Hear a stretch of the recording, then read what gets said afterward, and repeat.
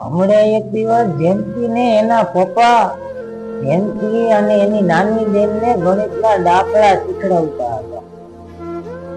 તો એના પપ્પાએ ગણિતના દાખલા શીખડાવતા કીધું કે જો મગન, હું તને 2 કેરી આપું ને તારી બેન ને 10 કેરી આપું ને મારી પાસે 20 કેરી છે, તો હવે કેજે મારી પાસે કેટલી કેરી વધી?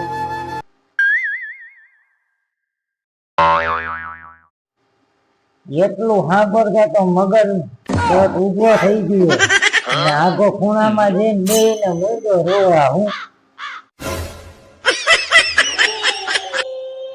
અને રોતા રોતા એના પપ્પાને કેવા લાગ્યો,